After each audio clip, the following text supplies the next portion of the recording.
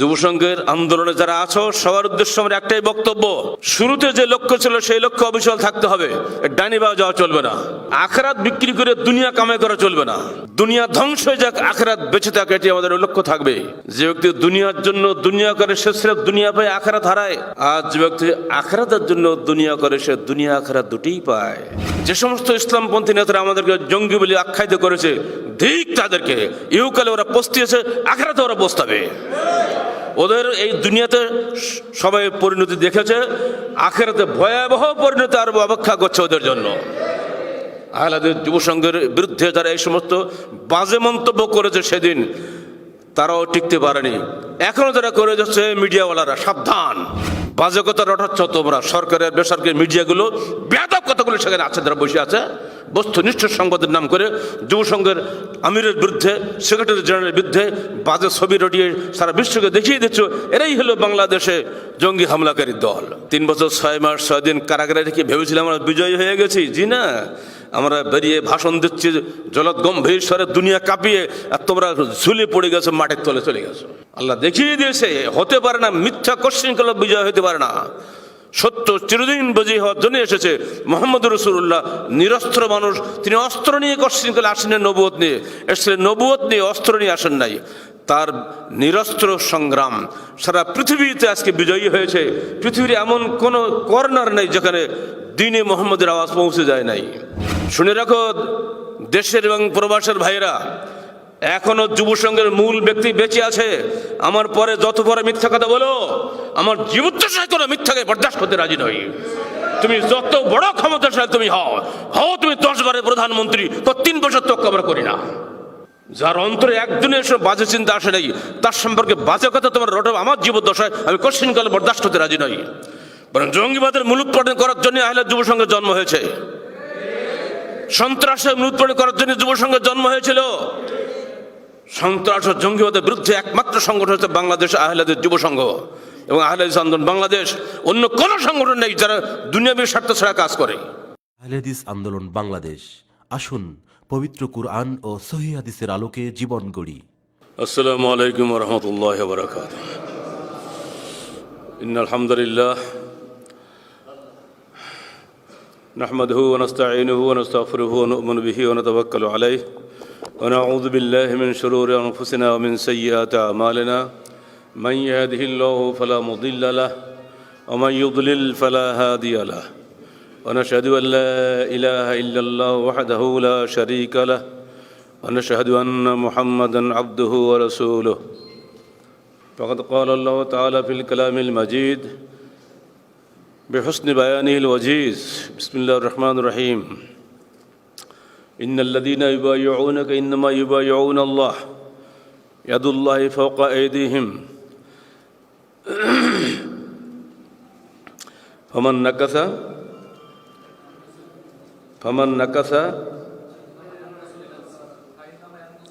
فإنما ينكث لنفسه ومن أوفى بعهده من الله فسيؤتيه أجرا عظيما সূরা ফাত 10 নম্বর আয়াত। বহুদিন পরে করোনা লকডাউনের এই ডামাডোলের মধ্যে আজকে মার্কাজের ফুলগুলো এসে গেছে, বাগান মুখরিত হয়ে উঠেছে। আলহামদুলিল্লাহ। আজকে আনন্দে রাখার জায়গা আমাদের মধ্যে নাই। এতদিন যেন মনে হচ্ছিল মরুভূমিতে বসে আছি। পানি পেলে যেমন মাছ আনন্দে লাফায় বর্ষার পানি পড়লে, কর্মী পেলে নেতাদের উৎফুল্ল আত্মা আসে, ভিতরে বাইরে একটা নতুন চেতনা সৃষ্টি হয়ে আসে। আজকে আমাদের এখানে বসে আছে, আমাদের কিন্তু ঠিক সেই অবস্থায় আপনারা বুঝতে পারছেন কিনা জানি না। আল্লাহ পাক আমাদের এই পারস্পরিক মহব্বত এবং ভালোবাসাকে আরো দিন দিন বৃদ্ধি করে দিন। কিসের বরকত এটা? চলে যান দূর অতীতে। এই বাবা তো খেয়াল করো, দূর অতীতে চলে যান। ভূমিকায় বলছি, যে কোনো জিনিস প্রতিষ্ঠা করতে গেলে এক মনে এক ধ্যানের নিবেদিত প্রাণ একদল মানুষ এবং একজন নেতা প্রয়োজন। যে কোনো জিনিস, এই যে মসজিদটা আপনারা দেখছেন, বিশাল মসজিদ না? রাজশাহী শহরে এত মসজিদ নাই, অথচ এই মসজিদ করতে গেলে একজন মিস্ত্রি লাগেনি, তার সঙ্গে জোগাড়ি লাগেনি, আপনি যদি বলেন মিস্ত্রি ছাড়াই শুধু জোগাড়ি করেছে, তাহলে কি কেউ বিশ্বাস করবে? যদি বলেন শুধু মিস্ত্রি করেছে, জোগাড়ি টাটলে লাগে না, বিশাল জোগাড়ি, এর বড় মিস্ত্রি রাজশাহী অঞ্চলে এর চেয়ে বড় মিস্ত্রি নাই, সে একাই করেছে, কোনো জোগাড়ি লাগে নাই, কোনো পাগলে বিশ্বাস করবে? হ্যাঁ, কিছু পাগল আছে, তারা বিশ্বাস করে, তারা বলে কিছুই লাগে না, একাই যথেষ্ট। জি হ্যাঁ, তারা হলো অতি মানুষ, তারা একাই সব পারে। আমরা অতি মানুষ নই, আমরা সাধারণ মানুষ। রাসূলুল্লাহ সাল্লাল্লাহু সাল্লাম একটা নির্দিষ্ট লক্ষ্যে দুনিয়া এসেছিলেন, এই জাহেলি সমাজকে আধুনিক সমাজে পরিণত করার উদ্দেশ্য নিয়ে, পতিত মানবতাকে উন্নত করার জন্য তিনি এসেছিলেন। মানুষ যখন তার মানবিক মর্যাদা হারিয়ে পশুত্বের নিম্নতম পর্যায়ে চলে গিয়েছিল, সেই পর্যায় থেকে তাদেরকে উত্থান ঘটিয়ে পুনরায় প্রকৃত মানুষে পরিণত করার জন্যই শেষ নবী মুহাম্মদ রাসূলুল্লাহ সাল্লাল্লাহু আলাইহি সাল্লামের আগমন ঘটেছিল। আর সেজন্যই তিনি সংগঠন শুরু করেন আল্লাহর নামে অঙ্গীকারের মাধ্যমে। অঙ্গীকারবিহীন কোনো মানুষকে তিনি সংগঠনে নেন নাই। এমনকি একবার না, দুইবার না, বারবার ডেকে ডেকে তাদেরকে বায়াত নিয়েছেন। কারণ তিনি ভালো করে জানতেন দূরদর্শী নেতা হিসেবে যে অঙ্গীকারহীন ব্যক্তিকে সামনে রেখে আমি কোনো কাজে এগিয়ে যেতে পারবো না। প্রথমবার, দ্বিতীয়বার, তৃতীয়বার, প্রথমবারে 6 জন, দ্বিতীয়বারে 12 জন, তৃতীয়বারে 75 জন। সিরাত রাসূল মনে মনে পড়েন আর দেখেন, 73 জন পুরুষ আর 2 জন নারী বায়াত হয়ে গেল। তাদের সঙ্গে চুক্তি হলো। আল্লাহ রসুলের পক্ষ থেকে তার চাচা আব্বাস এক চুক্তিগুলো পেশ করলেন, যখন মুহাম্মদ তোমাদের কাছে যাবে তার সঙ্গে কিন্তু আমরা যাব না। এখন তিনি মক্কা আছেন, সেফে আছেন, আমরা যদিও ইসলাম কবুল করি নাই, কিন্তু সে আমাদের ভাতিজা, তার রক্তের সঙ্গে আমার রক্ত মিশ্রিত, তার সামান্য কোনো ক্ষতি হোক এটা আমরা চাই না। এজন্য এখানে সে নিরুপদ্রবভাবে দিনের দাওয়াতে কাজ করে যাচ্ছে। তোমরা যদি নিয়ে যাও মদিনায়, তাহলে অঙ্গীকার করতে হবে যে তার কোনো ক্ষতি তোমরা করবে না। চিন্তা করুন, যিনি বলছেন তিনি কিন্তু তখন মুসলমান হয়নি প্রকাশ্যভাবে। কে ওটা বলেন? জোরে সোরে বলেন, কে উনি? আব্বাস ইবনে আব্দুল মুত্তালিব, ওনার চাচা। 10টা চাচা, তোমার একটা চাচা আবু লাহাব, মনে রাখেন, সে ছিল তার রক্তক্ষেকো। আর এই চাচা তার জীবন বাঁচানোর জন্য জীবন দিয়ে সারা জীবন। ইনি প্রকাশ্যে মুসলমান হয়েছেন মক্কা বিজয়ের অল্প আগে, বলা যায় 1 দিন 2 দিন আগে, কিন্তু অপ্রকাশ্যভাবে তিনি তার জানমালের হেফাজতকারী ছিলেন। এই চাচা, রাতের অন্ধকারে এই কথাগুলো হচ্ছে। যারা হজ করেছেন, বড় শয়তানটা মারা জায়গা আছেন একটা, ওই জায়গাটায় এই বায়াতটা হচ্ছে। তারপর বললেন, হে আল্লাহ রসুল, আমরা তো জীবন দেব, আমরা কি পাবো? পরিষ্কার বললেন, আল জান্নাহ। বলে আলহামদুলিল্লাহ। বলে জান্নাত যদি পাই আপনাকে সহযোগিতা করার বিনিময়ে, আমাদের জান মালের সব কিছুর উৎসর্গের বিনিময়ে, তো এটাই যথেষ্ট। লা নবী হাজাল বায়আ ওয়ালা নাস্তাকিল, আমরা কখনোই এই বায়াত ভঙ্গ করব না এবং বায়াত ভঙ্গ করার আবেদনও করব না। সেই যুগে জাহেলি আরবে এই একদল মানুষ পাওয়া গেছিল। সেদিন 75 জন মানুষের বায়াত পাওয়া গেছিল বলেই আল্লাহর হুকুম হয়ে গেলে মাত্র 75 দিনের মাঝখানে 26শে সফর তারিখে হিজরত শুরু হয়ে গেল। এজন্য বায়াত এবং হিজরত সঙ্গে সঙ্গে লাগানো। আর হিজরতের সঙ্গে নুসরত চলে আসছে আল্লাহর পক্ষ থেকে বদরের ময়দানে, ডাইরেক্ট ফেরেশতা নেমে গেল। আল্লাহ রসুল জানতেন না যে তিনি বদরের যুদ্ধ করতে যাচ্ছেন। তিনি গিয়েছেন আবু সুফিয়ানের ব্যবসায়ী কাফেলাকে আটকাতে। কারণ এই ব্যবসায়ী কাফেলার আনিত লাভ দিয়ে অস্ত্রশস্ত্র কিনবে, দিয়ে আমাদের মদিনার উপর হামলা করবে, আমাদের ধ্বংস করে দেবে। সেজন্য উনি কাফেলাকে আটকানোর জন্য বেরিয়েছিলেন, মাত্র 40 জনকে সাথে নিয়ে, কয়েকজন 300 কয়েকজনকে সাথে করে নিয়ে। হঠাৎ শোনা গেল 1000 ফৌজ নিয়ে আবু জাহাল মওজুদ, সুশিক্ষিত প্রশিক্ষণপ্রাপ্ত সৈন্য, তাদের আছে সমস্ত সরঞ্জাম যুদ্ধের। আমাদের কাছে কিছুই নাই, একখানা তরবারি, একটা হাড় নিয়ে কী করবো আমরা?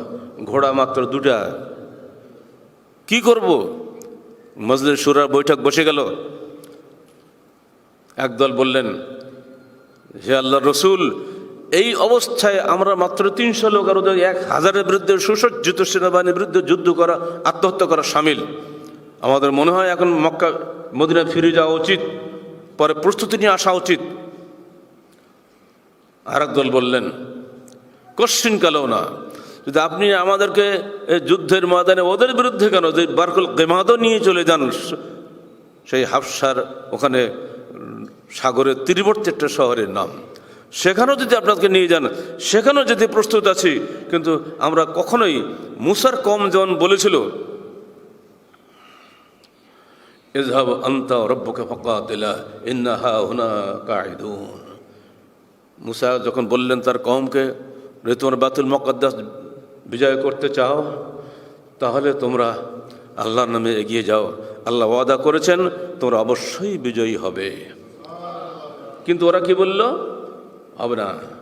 ওখানে আছে আমালেকা, ফেরাউনের বংশ, তারা বিশাল বপু, বিশাল শক্তিশালী, ওদের সামনে আমরা এই গুটি কয়েক লোক যে কি যুদ্ধ করব? ইযহাব আনতা ওয়া রাব্বুকা ফাকাতিলা, যান আপনি এবং আপনার রব, ফাকাতিলা, যে যুদ্ধ করেন গিয়া, ইন্না হাউনা কাঈদুন, আমরা এখানে বসে রইলাম। কে বলছিল কথাগুলো? মুসার কওম বলেছিল। তারা নবীর কথা বিশ্বাস করেনি। দেখতেই পাচ্ছে ওরা বিশাল শক্তিশালী, তাদের সঙ্গে যুদ্ধ করব, নবীর কথা শুনি হবে? বিশ্বাস ছিল দুর্বল, আল্লাহর উপরে ভরসা ছিল কম। এজন্য এই কথা বলেছিল। আল্লাহ পাক সেই কথাটা আমাদেরকে শোনাচ্ছেন কোরআনের মাধ্যমে। এই কথাটাই বললেন আল্লাহ রসুলের সাহাবীদের নেতৃস্থানীয় কয়েকজন ব্যক্তি, পরিষ্কার বলে দিলেন, লা নাকুলু কামা ক্বালা মূসা বনি ইসরাঈল লিমূসা বাল নাকুলু ইযহাব আনতা ওয়া রাব্বুকা ইন্না মাআকুম মুকাতিলুন। আমরা বলবো আপনি আপনার রব ঝাঁপিয়ে পড়েন বদরের যুদ্ধে, আমরা অবশ্যই আপনার সঙ্গে যুদ্ধকারী।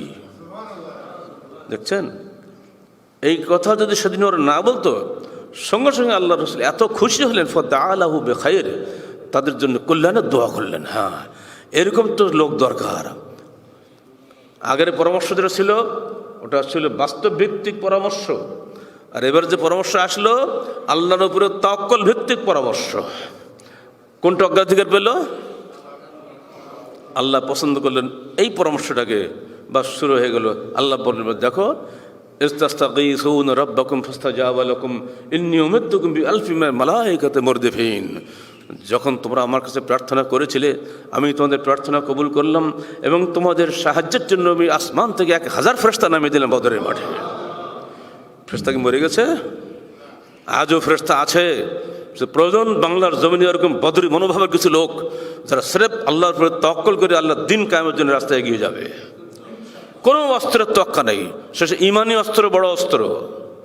এই অস্ত্র সেদিন জয়লাভ করেছে, বিশ্ব ইতিহাসকে কাঁপিয়ে দিয়ে সমস্ত ইতিহাসকে বলছে, বদরের যুদ্ধে মুসলমানরা কী করে জিতলো আমরা কোনো যুক্তি খুঁজে পাই না, যেটা তখন প্রশ্নই ওঠে না। সম্পূর্ণ আল্লাহর গায়েবী মদদে সেদিন আল্লাহ বিজয় দান করেছিলেন। কিন্তু ইমানদার মানুষদের প্রয়োজন ছিল, ফেরেশতা তো জয় করবে না। মানুষ যদি এগিয়ে যায় 1 পা, আল্লাহ আসেন তার এগিয়ে আসবেন 2 পা। আপনারা যখন সংগঠন শুরু করেছিলেন, যারা যুব সংঘের প্রাক্তন কর্মী, এখন আলহামদুলিল্লাহ আমাদের মতো দাড়ি পেকে গেছে, তারা কি কখনোই একবারও স্বপ্নে বলেছিলেন আমরা যে কোনো মূল্যে সশস্ত্র সংগ্রাম করে বাংলাদেশের ক্ষমতা দখল করব? আল্লাহকে সাক্ষী রেখে এই মসজিদে বলেন, কেউ কেউ বলেছিলেন? কোন স্বপ্ন দেখেছিলেন? যে সমস্ত ইসলামপন্থী নেতারা আমাদেরকে জঙ্গি বলে আখ্যায়িত করেছে, ঠিক তাদেরকে। ইহকালে ওরা পস্তিয়েছে, আখিরাতে ওরা পস্তাবে। ওদের এই দুনিয়াতে সবাই পরিণতি দেখেছে, আখিরাতে ভয়াবহ পরিণতি আরো অপেক্ষা করছে ওদের জন্য। আহলাদের যুব সংঘের বিরুদ্ধে যারা এই সমস্ত বাজে মন্তব্য করেছে সেদিন, তারাও টিকতে পারেনি। এখনো যারা করে যাচ্ছে মিডিয়াওয়ালারা, সাবধান। বাজে কথা রটাচ্ছ তোমরা, সরকারের বেসরকারি মিডিয়াগুলো বেয়াদব কথাগুলো সেখানে আছে, যারা বসে আছে বস্তুনিষ্ঠ সংবাদের নাম করে যুব সংঘের আমিরের বিরুদ্ধে, সেক্রেটারি জেনারেলের বিরুদ্ধে বাজে ছবি রটিয়ে সারা বিশ্বকে দেখিয়ে দিচ্ছ এরাই হলো বাংলাদেশে জঙ্গি হামলাকারী দল। নাউজুবিল্লাহ মিন যালিক। যুব সংঘের আন্দোলনে যারা আছো সবার উদ্দেশ্যে আমার একটাই বক্তব্য, শুরুতে যে লক্ষ্য ছিল সেই লক্ষ্য অবিচল থাকতে হবে। ডাইনি বাও যাওয়া চলবে না। আখিরাত বিক্রি করে দুনিয়া কামাই করা চলবে না। দুনিয়া ধ্বংস হয়ে যাক, আখিরাত বেঁচে থাক, এটি আমাদের লক্ষ্য থাকবে। যে ব্যক্তি দুনিয়ার জন্য দুনিয়া করে সে সির্ফ দুনিয়া পায়, আখিরাত হারায়। আর যে ব্যক্তি আখিরাতের জন্য দুনিয়া করে সে দুনিয়া আখিরাত দুটিই পায়। আমরা কি দুটি পাইনি? হ্যাঁ, 3 বছর 6 মাস 6 দিন বায়াতের বিরুদ্ধে কোনো কথা বললে বুঝবেন সে আমাদের শত্রু, সে আমাদের বন্ধু নয়। উপমহাদেশে আহলে হাদিস সংগঠন সবগুলো গোল্লায় গেছে। 3 বছর পর পর নির্বাচন হয়, আমরা জানি যেখানে নির্বাচন সেখানে গ্রুপিং হতেই হবে। বাংলাদেশে আহলে হাদিসের মধ্যে হয়, ভারতের আহলে হাদিসের মধ্যে হয়, পাকিস্তানের আহলে হাদিসের মধ্যে হয়। আহলে হাদিস যদি তারা হতো কোশ্চিনকাল তার নির্বাচন যেত না। আমির যতক্ষণ পর্যন্ত কোরআন সুন্নাহর থাকবে ততক্ষণ তাকে ইমারতের স্মরণ করার বিধান আছে না কোরআন হাদিসে? তোমরা পাইলে কোথায়? 3 বছর পরে পাল্টাতে হবে, পাইছো খেলা পাইছো না কোরআন হাদিস নিয়ে? মুখে বলে আহলে হাদিস, তো তৌহিদের ওয়াজ করো, খালি আল্লাহর হাত আছে, পা আছে, ঠ্যাং আছে, এই নিয়ে তোমার তৌহিদ? এইসব তৌহিদ চলবে না। যদি ঐক্যবদ্ধ সুনির্দিষ্ট নেতৃত্ব না থাকে কোশ্চিন করে আপনি আগাতে পারবেন না। নৌকা চলছে, দাঁড় বাচ্চা 10 জনে, মাঝি একজন না? মাঝি খালি পাল্টালেও নৌকা থাকবে? ও তো পরিমর থাকবে, রাস্তাঘাট ডুবি মরবে। এই মাঝি হটানোর জন্য কিন্তু যাবতীয় চেষ্টা চলেছে এক সময়, এখনো চলছে, আগামীতেও চলবে। সাবধান করে দিচ্ছে। এই কর্মী সম্মেলন বহুদিন পরে হচ্ছে। এই করোনা যেমন আমাদেরকে বিভক্ত করে ফেলেছে, আবার যেন এই ফতোয়ার করোনা আমাদেরকে বিভক্ত করে না দেয়। তার সম্পর্কে বাজে কথা তোমার রটব আমার জীবদ্দশায় আমি কোশ্চিনকালে বরদাস্ত করতে রাজি নই। বরং জঙ্গিবাদের মূলোৎপাটন করার জন্য আহলে যুব সংঘের জন্ম হয়েছে। সন্ত্রাসের মূলোৎপাটন করার জন্য যুব সংঘের জন্ম হয়েছিল। সন্ত্রাস ও জঙ্গিবাদের বিরুদ্ধে একমাত্র সংগঠন হচ্ছে বাংলাদেশ আহলে হাদিস যুব সংঘ এবং আহলে হাদিস আন্দোলন বাংলাদেশ। অন্য কোনো সংগঠন নেই যারা দুনিয়াবী স্বার্থ ছাড়া কাজ করে। আমরা আখিরাতের সাথে কাজ করি। আল্লাহ আমাদের পরীক্ষা নেন এবং প্রতিটি পরীক্ষা আল্লাহ পাক আমাদের বিজয় দান করেছেন। তোমাদের কারাগারের 3 পয়সা তক আমরা করি না। কারাগারে যাবো, বের হবো, আবার যাবো, আবার বের হবো, কিন্তু যদি আল্লাহ পাক আমাদের মঞ্জুর করেন, ফাঁসি শাহাদাত মঞ্জুর করেন, ইনশাআল্লাহ ওঠি আমাদের শাহাদাতের জায়গা। কিন্তু তোমাদেরকে মরতে হবে।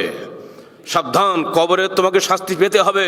অন্যায়ভাবে জালেম হিসেবে তুমি জুলুম করবা, আর দুনিয়া এবং আখিরাতে বিজয়ী হবা, এটা আল্লাহর ইতিহাসে নাই, আল্লাহর বিধানে নাই। মুসা মরেছে, ফেরাউন কিন্তু বাঁচে নাই। কিন্তু মুসা মরে নাই, ফেরাউন ডুবে ধ্বংস হয়েছে, মুসা কিন্তু বেঁচে গেছে আল্লাহর হুকুমে। মহররম সামনে, আগামী রোববার। আবার মনে করে দিচ্ছি, এই মহররমের মৌসুমে শুধু রং মাখামাখির নাম মহররম না, এটা হলো অত্যাচারী সম্রাট ফেরাউনের ধ্বংস আর মিসকিন বিপ্লবী নেতা মুসার উত্থান। আজও বাংলার জমিনে অত্যাচারীদের দাফন হবে, ইনশাআল্লাহ শান্তিপ্রিয়দের উত্থান ঘটবে। এবং সেই শান্তিপ্রিয় হলো তারাই যারা সিরেফ পবিত্র কোরআন ও সহিহ হাদিসের আলোকে জীবন গড়ার আহ্বান নিয়ে সমাজে নেমেছে। শিরক বেদাতের জন্য তারা ইসলামের নাম নেয় না। যত ইসলামপন্থী বাংলার জমিনে আছে আহলে হাদিস ছাড়া অধিকাংশই শিরক ও বেদাতের অনুসারী। শিরকি আকীদা নিয়ে কোশ্চিনকাল ইসলাম কায়েম হয় না। বিদাতি তরিকা নিয়ে কোশ্চিনকাল ইসলাম কায়েম হয় না। শিরক ও বিদাতের উপরে কোশ্চিন আল্লাহর রহমত নাজিল হতে পারে না। আল্লাহর রহমত নাজিল সির্ফ অটুট তৌহিদপন্থীদের উপরে, সহিহ সুন্নাহপন্থীদের উপরে। আমার আবেদন আপনাদের কাছে, ইন্নাল্লাহা ইউহিব্বুল্লাযীনা ইউকাতিলুনা ফী সাবিলিহি সাফফান কাআন্নাহুম বুনিয়ানুম মারসুস। নিশ্চয় আল্লাহ ভালোবাসেন তাদেরকে যারা লড়াই করে আল্লাহর পথে। সাফফান মানে কি? বিভক্ত হয়ে না সারিবদ্ধ হয়ে? বিভক্ত ওয়ালারা আয়াতগুলো পড়ো না তোমরা? খুবই ওয়াজ করো আমাদের সামনে। ইবনে তাইমিয়ার আমির কে ছিল? আলবানি কোন জামাতের নেতা ছিলেন? কথা খুঁজিয়ে পাও না? না, কোরআনের উপরে আলবানি, হাদিসের উপরে ইবনে তাইমিয়া। আহলে হাদিস আন্দোলন বাংলাদেশ 4 ইমামকে তোক্কা করে না। কোথাকার কোন নাম না তোমরা? আমি কোরআন পড়ে আহলে যুব সংঘ শুরু করেছিলাম। এই সূরাটাই সবটা যুব সংঘের জন্ম লগ্ন থেকে আমাদের কোর্স, তাই না? তখন থেকে এই চলে আসতেছে। এখন দেখছি পুরো সূরাটাই নাজিল হয়েছিল একদিনে এক সময়। সাহাবায়ে কেরাম বসে গল্প করছেন যে কোরআনের এই অনেক বিধান, এতগুলো বিধান কি করে আমরা একসঙ্গে পালন করি, একটু যদি আল্লাহ পাক একটু ছোটোখাটো আয়াত নাজিল করতো তাহলে আমাদের একটু আমল করা সহজ হতো। এই কথাটা আল্লাহ রসুলের কানে পৌঁছে গেল। ওরা যেহেতু কক্ষের বাইরে থেকে কথা বলছিলেন। সাহাবী আব্দুল্লাহ বিন সালাম রাবি হাদিসের, আল্লাহ রসুল একটু পরে বেরিয়ে আসলাম, না এই তোমরা এইসব বলছিলে নাকি যে একটা ভালো সূরা নাজিল হলে ভালো হতো, যাতে সংক্ষিপ্ত। সূরা বাকারা বিশাল সূরা না, সূরা আলে ইমরান বিশাল সূরা না, সূরা সব তো বড় বড়, সূরা আহরাব বিশাল বিশাল সূরা সব। বলে এই শোনো, তোমরা তোমাদের দোয়া আল্লাহ কবুল করেছেন, সঙ্গে সঙ্গে তোমাদের প্রার্থনা কবুল, এই নাও সূরা শোনো। এবার শুরু হয়ে গেল। সর মুখস্থ আছেন আপনাদের? ৪র্থ নম্বর আয়াতে যখন গেলেন তখন যুবক সাহাবী আব্দুল্লাহ বিন রাওয়াহা লাভ দুটি বসে, আমি এই আয়াতের উপরে জীবন দিতে প্রস্তুত, আমি এই আয়াত ছাড়বো না কোশ্চিন করলো। কোন আয়াত? ইন্নাল্লাহা ইউহিব্বুল্লাযিনা ইউকাতিলুনা। আল্লাহ পাক তার দোয়া কবুল করেছিলেন। এবং মুতার যুদ্ধে যখন সেনাপতির একবার 1, 2, 3 করে মরতে লাগলো, সেখানে পরীক্ষা হয়ে গেল, আল্লাহ তার দোয়া কবুল করেছিলেন।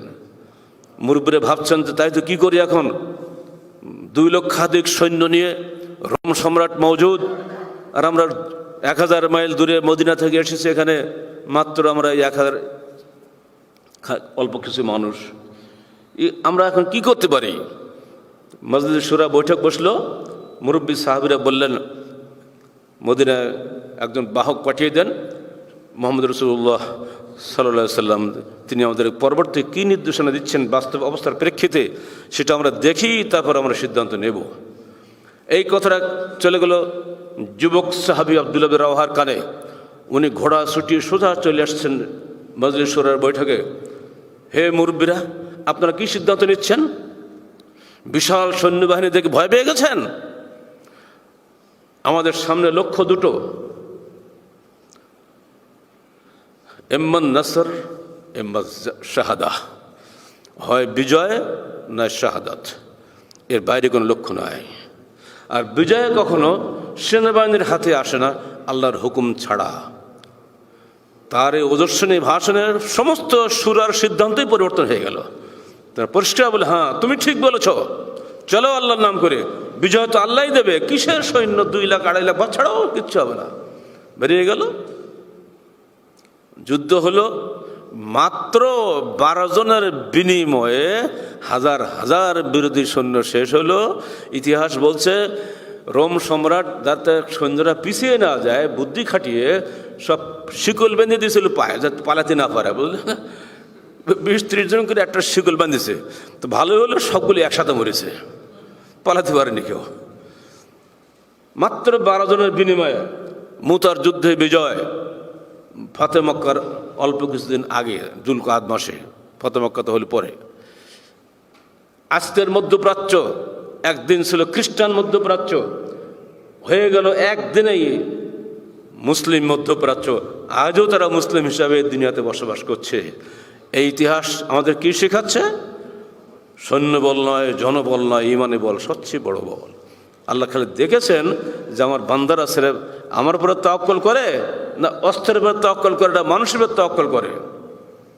আবু জাহেল বলছিল, এই মোহাম্মদ তুমি আমাকে ধমকাচ্ছ, জানো না এই জনপদে আমার চেয়ে বড় দলের নেতা কেউ নয়। আল্লাহ পাক বরদাস্ত করেন, সঙ্গে সঙ্গে নাজিল করেন, ফালিয়া দাও না দিয়া ও না দাও জবানিয়া, এই বেটা আবু জাহেল ডাক তোর দল বলকে, আমি ডাকবো আমার ফেরেশতাদেরকে, এক ফেরেশতা তোর শেষ করে দিবি। আছে না, আছে কোরআনে? ফালিয়া দাও না দিয়া, বেটা তোর দল বলসা ডেকে নেয়, ও না দো সানাদু জবানিয়া, আমার ফেরেশতাদেরকে আমি ডাকবো। আমরাও তাই বলছে, যুব সঙ্গে ছেলেরা মনে রেখে দিও, আন্দোলন লোকেরা, সানাদু জবানিয়া, আমরা ডাকবো না, আল্লাহকে বলবো, আল্লাহ ডেকে পাঠাই দেবে, কিছুই লাগবে না। ফেরেশতা যদি সেদিন নামতের বদরের মাঠে 1000, এখন কি একটাই তো যথেষ্ট, 1000 কি করবো? এক জিবরাইল খতম করে দেবে। বন্ধুরা আমার, ঈমান মজবুত করেন, শিরকের সঙ্গে আপোষ নাই, বেদাতের সঙ্গে আপোষ নাই, সৈয়দের বাইরে কোনো হাদিসের কোনো খবর নেই। ওলামায়ে কেরাম বলেছে, জমহুর ওলামায়ে কেরাম, ছাড়ো তোমার জমহুরটা বুঝি না কিছু, আমরা হাদিস দেখাও, হাদিস নাই তো তুমি নাই। কোরআন হাদিস যেখানে আমি আছি সেখানে, কথা মনে থাকবে। যুব সংঘের প্রথম দিকের স্লোগান ছিল সেই সময়, এখন তো তোমার স্লোগানে সব মরে গেছ, মনে পড়ে 1995 সালের 5ই নভেম্বরের কথা। আমাকে ঠেকানোর জন্য চিঠি পাঠিয়েছে, যদি আপনি আমাদের এলাকায় আসেন তাহলে আপনাকে বৃহত্তর মুসলিম সমাজকে নিয়ে রুখে দেওয়া হবে।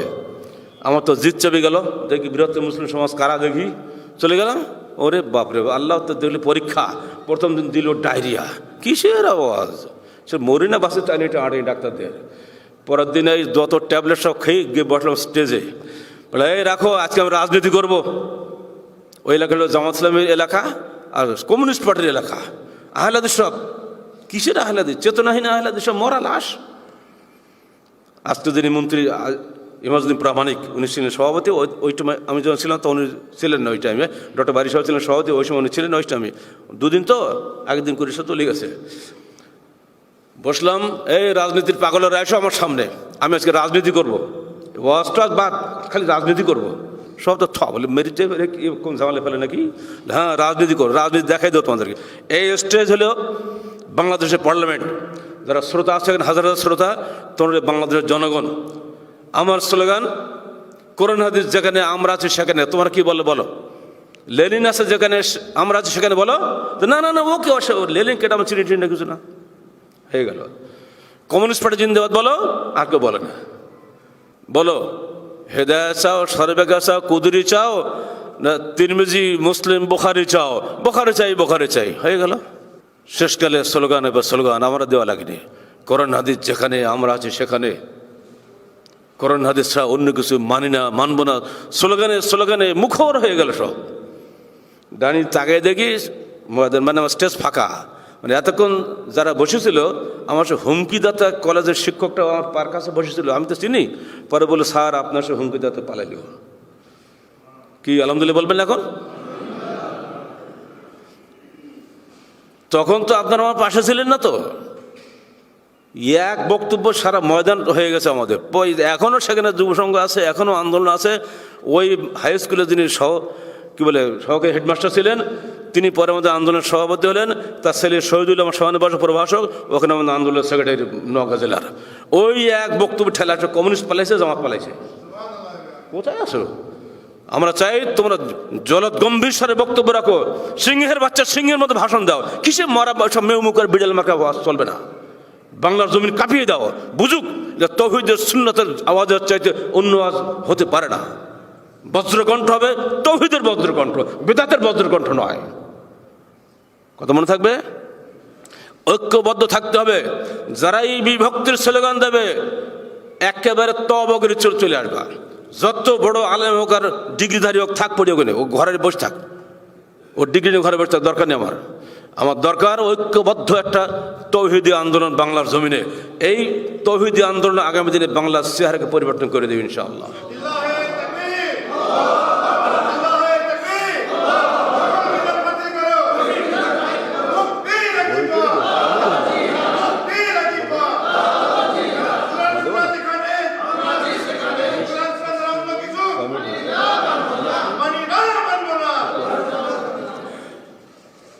এই স্লোগান বাংলার ঘরে ঘরে বের হতে হবে।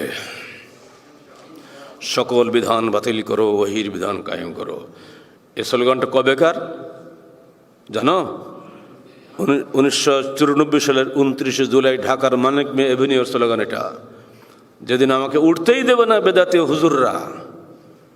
হুজুররা ওঠে, কি একটু বলে টলে, হুজুর নামলো, মুরিদ সব চললো, এই কারবার চলতেছিল। স্টেজে আমি বসা। সেদিনে যারা আমাকে সহযোগিতা করেছিলেন তাদেরকে ভোলা যায় না। সেদিন যুব সংঘের সভাপতি আহসান জান প্রাণ চেষ্টা করেছে। আর আন্দোলনে যারা ছিল, বিশেষ করে আমাদের খুলনার গোলাম মুক্তাদির, এরা যে ভূমিকা রেখেছিল ভোলার উপায় নেই। আর উদ্যোক্তাদের মধ্যে মাওলানা মহিউদ্দিন খান, আল্লাহ তার গুনাহ খাতা মাফ করুন, জান্নাত নসিব করুন। উনি আসতেছেন গাড়ি নিয়ে, তো ওনার সঙ্গে আহসানের পরিচয় ছিল আব্বার পক্ষ থেকে। কী তোমরা এখন কী করছো? বলে আমরা 26টা গাড়ি রেডি করো আমাদের যুব সংঘের, আর একটা ট্রাকের উপরে পানির ড্রাম আর পাউরুটি আর কলা, সারাদিন থাকতে হবে। তো এসব কি? বলে আমাদের যুব সংঘের কাফেলা যাচ্ছে আপনার সম্মেলনে। উনি দারুণ খুশি হলেন, বলে আমরা তো নেতা, আমার তো কিছু নাই, যাচ্ছি একা। এর কি? একদিনের নোটিশে সিদ্ধান্ত যাবো কি যাবো না চিন্তা করছিলাম। একদিনের নোটিশে যে এত লোক জমা হবে কল্পনা করতে পারেনি কেউ। ওখানে গেলে আমাকে বলছে, মহিউদ্দিন খান সাহেব, তাই তো আমাদের তো ভলেন্টিয়ার পাচ্ছি না, পীর সাথে মেলাতে ভলেন্টিয়ার কই? তো আপনার তো দলবল দেখছি অনেক, ভলেন্টিয়ার দিতে পারবেন? আমি কয়টা? তো 30টা। দাও মিয়া, 30 কেন, 300 দেবো। আমি ভলেন্টিয়ারদের ডাকলাম, দেখো আল্লামা ইহসান জাহিরকে হত্যা করেছে বেদাতিরা দূর নিয়ন্ত্রিত বোমা দিয়ে। আমি স্টেজে উঠলে কিন্তু ওরা বসে থাকবে না, আমি স্টেজে উঠলেই কিন্তু ওরা মেরে দেওয়ার চেষ্টা করবে। চেক করো ভালো করে মঞ্চের নিচে কি কোথায় আছে দেখো ভালো করে। বাস মঞ্চের নিচে গিয়ে দেখা গেল আপনার মানিক মেহবুবের দিকে মনে মনে তাকান, আর রাস্তার ধারে দিয়ে ছোটো ছোটো গাছ আছে না, ওই গাছের মধ্যে পলিথিন দেখা গেল, পলিথিন তুলে দেখে তার মধ্যে বোমা। এমনি করে 7টা বোমা পাওয়া গেল সেদিন। স্যার এ কি বোমা পেয়ে গেছে? আপনি বলতে বলতে হয়ে গেল। হ্যাঁ, বেদাতি তুমি চেনো না। একটা নাস্তিক তোমাকে খাতির করবে, বেদাতি তোমাকে খাতির করবে না। ওরা জানে যে যুবসংঘ আসতেছে মানে বেদাতি, গা জ্বলে গেছে।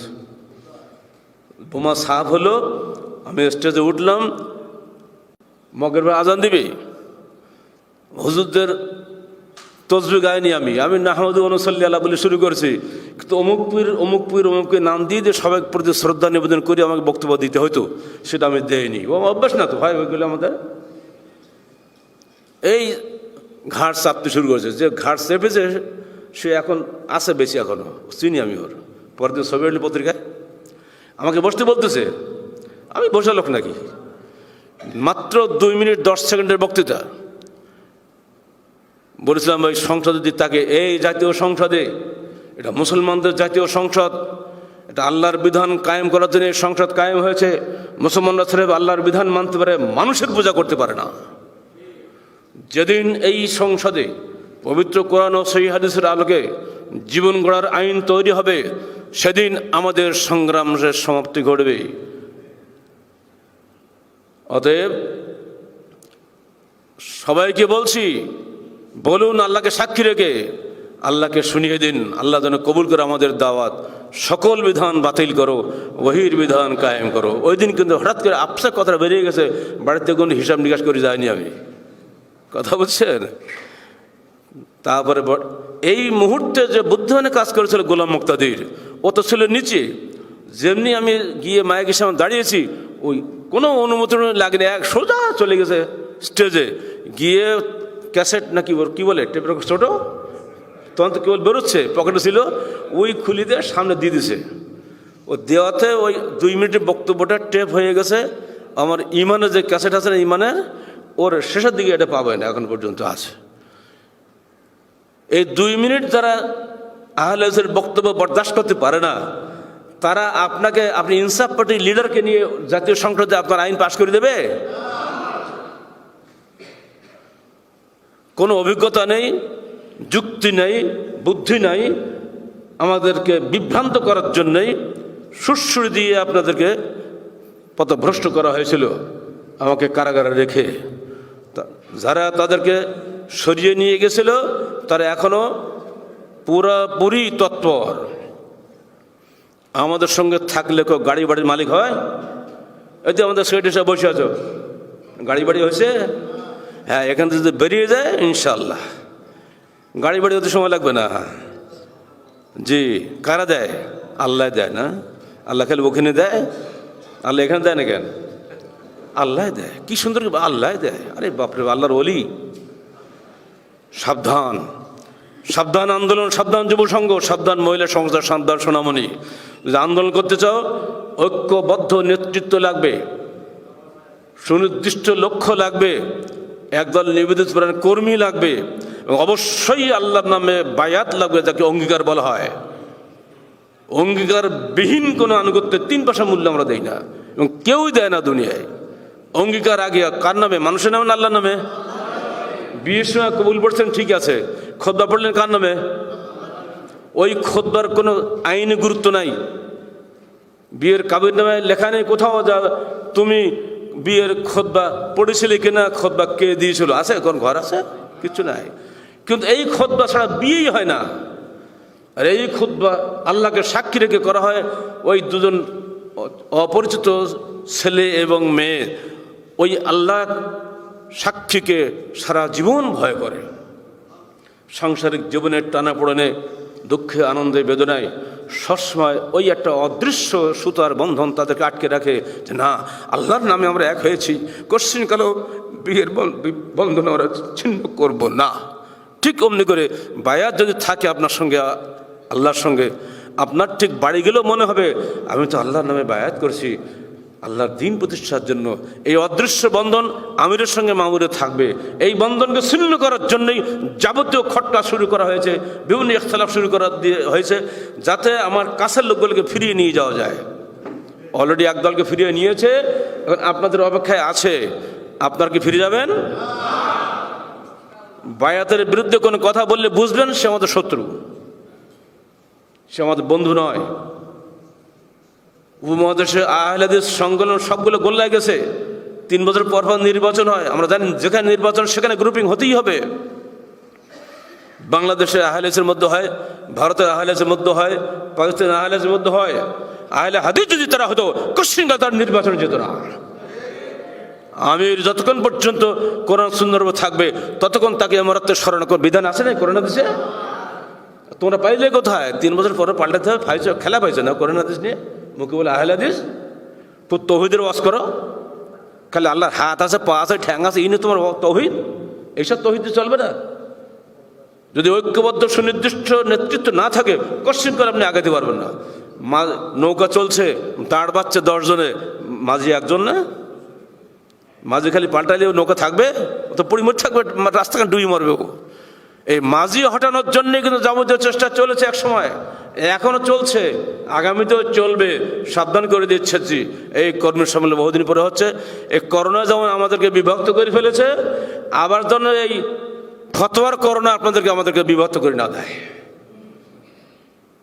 পরিশেষে আপনাদের সবাইকে আবারও ধন্যবাদ জানাচ্ছি এবং আহলে হাদিস আন্দোলনের ভবিষ্যৎ নেতৃত্ব গড়ার জন্য আজকে আবার আগামী 2 বছরের জন্য যুব সংঘে যে নতুন নেতৃত্ব আসবে তাদেরকে বলবো, তোমরা তোমাদের নতুন উদ্যম নিয়ে সমাজে ঝাঁপিয়ে পড়ো। আমরা এখন অস্তায়মান সূর্যের মতো, যে কোনো সময় আমাদের মৃত্যুর খবর তোমরা শুনবে, কিন্তু ভেঙে পড়ো না, তোমাদেরকে এগিয়ে যেতে হবে বিপুল উদ্যমে। সে উদ্যম যেন তোমাদের মাঝ পথে হারিয়ে না ফেলে দেয়। আল্লাহ পাক তোমাদের সবাইকে নতুন উদ্যমে আহলে হাদিস আন্দোলন চালিয়ে যাওয়ার তৌফিক দান করুন। সবসময় বিশ্বাস রেখো, আহলে হাদিস আন্দোলন শুধু বাংলাদেশে নয়, সারা বিশ্বে একমাত্র বিশুদ্ধ ইসলামী আন্দোলন। এই বিশ্বাস থেকে সামান্য অটল হওয়া চলবে না। আমাকে বারবার বলছিল মদিনা ইউনিভার্সিটির প্রফেসর সাহেবরা, আপনি তাহরিক নাম কেন দিলেন? তার বাসায় ভাত খাচ্ছি আর আমাকে বলছে, আপনি তাহরিক নাম কেন দিচ্ছেন? কেন আপনি ভয় পেয়েছেন নাকি? তার সাথে তাহরিক শুনলে তো আমার এমনি ভয় লাগে। তোমাদের মধ্যে বিলাসী তেল বাসার টাকাওয়ালাদেরকে ভয় দেখানোর জন্য আমরা তাহরিক নাম দিয়েছি। ওর বলে বাপরে বাপ। আর বলেনি, তোমাদের বাপ দাদারা এখানে উট চালাইতো আর মরুভূমিতে কষ্ট করে খেয়ে ব্যস্ত, আর এখন তোমরা আল্লাহ পাঠানোর তেল বেচতেছো আর খাচ্ছ আরামসে, আর ঘুমাচ্ছ নাকে দড়ি দিয়ে, আর যাচ্ছ এসি গাড়ি চড়ে। সে উট তো হারিয়ে গেছে। ওইসব চলবে না। তাহরিক ছাড়া ইসলাম আসে নেই, জিহাদ ছাড়া মদিনা জয় হয় নাই। আল্লাহ রসুলের রক্তের বিনিময়ে বদর ওহদের বিজয় এসেছে, সাহাবে কেরামের রক্তের বিনিময়ে মদিনায় বিজয় হয়েছে। সেই রক্ত তোমাকে দিতে হবে। তাহরিক ছাড়া কোশ্চিন কালো কোন বিজয় আসতে পারে না। যার মধ্যে হরকত নাই, যার মধ্যে দাওয়াতের আন্দোলন নাই, যার মধ্যে আগুন নাই, তো মরা ছাই দিয়ে কি হবে? ছাইগুলো দিয়ে কোশ্চিন কালো। ওরা যে বেলি মাছ, খালি দেখেন না, জালে ঢুকলে বেলি মাছ কি করে? কাটে, জাল ছেড়ে। ইন্দুরের কাজ কি? জাল ছাড়া কাজ। সিংহের কাজ কি? বেটা চলো, লাভ দিয়ে চলে যায়। হ্যাঁ, সিংহকে জাল দিয়ে আপনি বন্ধ করতে পারেন, সিংহের হুঙ্কার বন্ধ করতে পারেন না।